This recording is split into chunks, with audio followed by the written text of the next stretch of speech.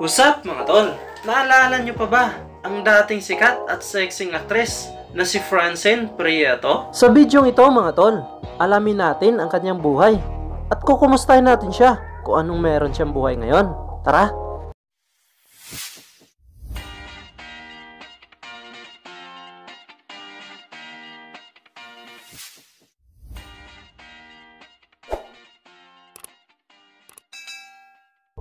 Si Ana Marie Falcon o nakilala natin bilang si Francine Prieto ay ipinanganak noong September 17, 1980. Ang ama ni Francine ay isang Norwegian at isang Pilipina naman ang kanyang ina. Ngunit naghiwalay ito ang kanyang mga magulang at ikinasal naman uli ang kanyang ina sa isang Pilipino. At isa si Francine sa 5 anak ng kanyang ina. 10 taon pa lamang noon si Francine ay gumanap na siya sa isang TV series ng EV5 na pinamagatang Criselda. Noong 2003 naman ay sumali naman si Francine Prieto sa isang binibining Pilipinas. Sumali naman si Francine Prieto noong 2003 sa binibining Pilipinas at bagamat hindi ito nagwagi, na-discover naman siya sa tagapangasiwa ng mga artista na si Sis Evangelista.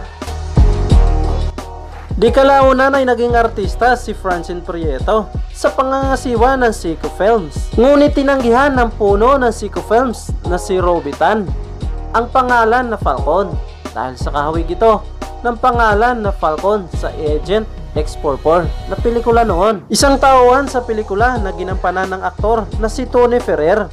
Inumungkahin ito ni Robitan ang pangalan na Francine da Silva. Ngunit kahawig ito sa pangalan ng aktor na si Dennis da Silva na nasangkot sa mga iskandalo noon. Kaya napagpasya nila noon ang pangalan na Francine Prieto. At simula nung pinangalanan siya na Francine Prieto ay daladala niya na ito hanggang ngayon sa pagiging artista niya. At dahil sa kagandahan at hubog ng katawan ay doon rin nagumpisa ang kanyang karera sa showbiz at gumawa ng maraming pelikula at mga TV series. Katulad na ng pelikulang Liberated noong 2003 at nagkaroon din ng part 2 noong 2004 na Liberated 2. Sa pelikulang Silip naman noong 2007, Bridal Shower naman noong 2004 at marami pang iba.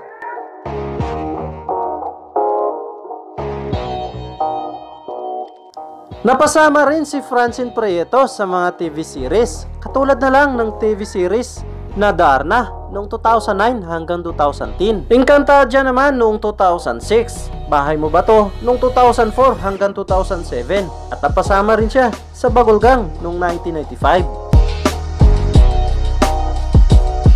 Noong 2003 naman ay naging modelo at naging cover naman si Francine Prieto sa isang magasin na FHM. At yun din ang taong gumanap siya sa pelikulang Liberated at sinundan pa nga ito ng part 2 na Liberated 2. Dahil sa kanyang pagsikat at pagputok ng kanyang pangalan noon ay binansagan si Francine Prieto bilang isang sensuality queen. Noong 2017 naman ay inihayag ang tunay na buhay ni Francine Prieto sa GMA7 na pinamagatang Wagas. At dito niya nga pinakilala ang kanyang asawa na isang foreigner. Sabi ko, di ba ang punto naman ng monthly? Kasi minsan di kayo aabot ng 1 year. Eh di, at least nakapag-celebrate kayo, diba? Pero okay naman kaming dalawa. Ngayon mga tol ay kasalukuyang lumalabas pa rin si Francine Prieto sa Kapuso Network, GMA7 at gumawa ng mga TV series at mga guesting.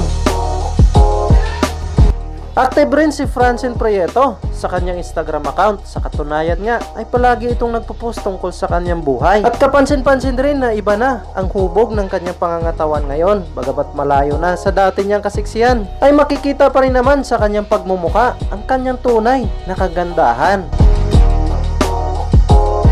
At sa bawat post at ngiti ni Francine Prieto sa kanyang Instagram account ay nagpapatunay at makikita nga natin na masayang-masaya na siya at kontento na siya kung anong meron siyang buhay ngayon.